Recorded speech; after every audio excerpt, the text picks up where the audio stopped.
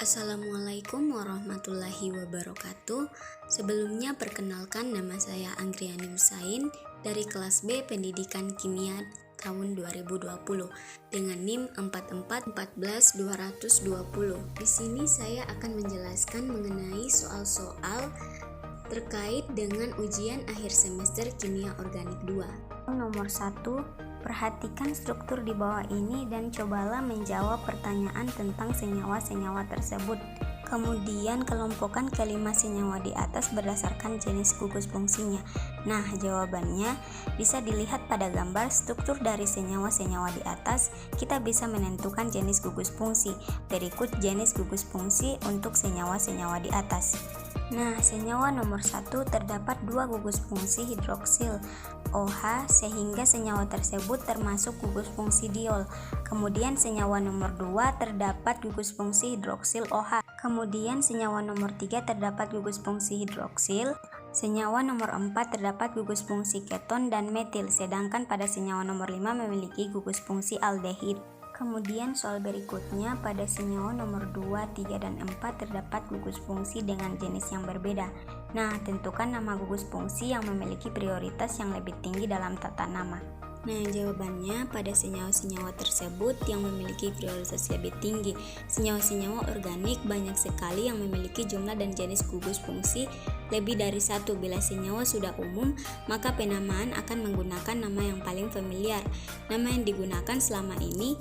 Namun IUPAC sebagai lembaga internasional yang berwenang memberi saran dalam hal tata nama sudah menyiapkan aturannya, termasuk senyawa memiliki beberapa jenis gugus fungsi.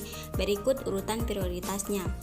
Nomor 2, gugus fungsi yang memiliki prioritas lebih tinggi adalah OH. Kemudian senyawa nomor 3, gugus fungsi yang memiliki prioritas lebih tinggi adalah OH.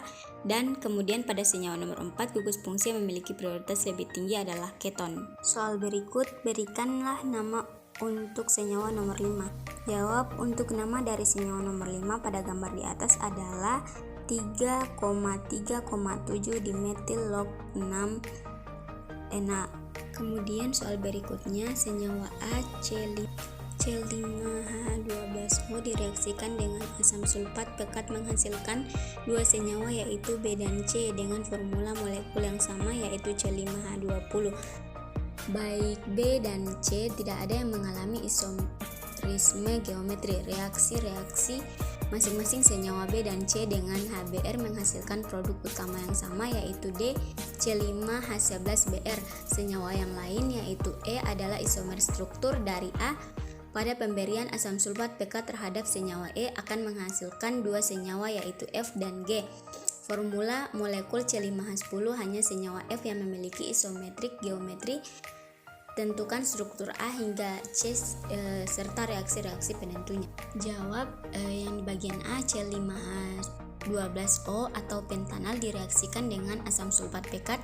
Dia akan menghasilkan dua senyawa yaitu senyawa klopentana tidak ada mengalami isomerisme geometri. Untuk senyawa B dan C, klopentana menghasilkan produk yang sama yaitu senyawa D 1-bromopentana dengan rumus molekul C5H11Br. Untuk senyawa E merupakan isomer struktur dari A. Pada pemberian asam sulfat pekat terhadap senyawa 2-pentanon akan menghasilkan dua senyawa F dan G yaitu klopentana dengan rumus molekul C5H10.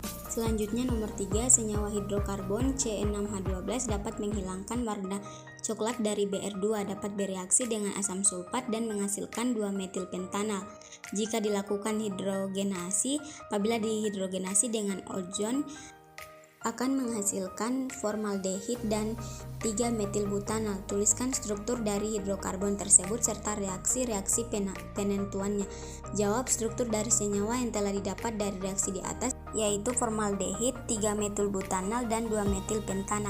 Struktur dari senyawa sikloheksana C6H12 klorheksan.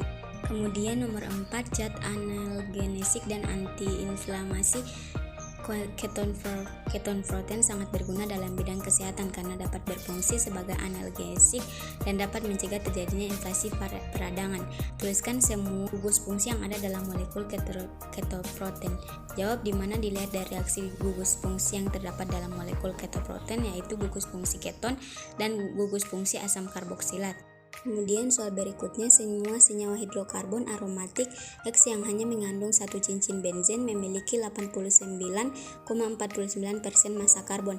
Diketahui bahwa densitas uap senyawa X pada 1 atmosfer dan 25 derajat Celcius tidak lebih dari 10 gram per liter. Gambarkan semua struktur yang mungkin dari rumus molekul tersebut. Jawab struktur dari mungkin rumus molekul tersebut adalah benzena. Soal berikutnya, suatu senyawa dengan rumus molekul C19H18 telah berhasil diisolasi dari minyak ikan dan plankton. Reaksi hidrogenesi tersebut terhadap senyawa ini menghasilkan senyawa 2,6,10,14 tetrametilpentadekana. Reaksi ozonalisis C19H18 menghasilkan CH3 2 kali C rangkap 2O dan suatu aldehid berantai karbon 16. Berdasarkan kedua reaksi di atas, gambarkan struktur senyawa C19H38 dan berikan nama IUPAC-nya. Jawab, nama IUPAC dari senyawa ini adalah chlornonadekana. Itulah penjelasan dari saya. Bila ada kekurangan mohon dimaafkan. Wabillahi taufiq wal hidayah. Wassalamualaikum warahmatullahi wabarakatuh.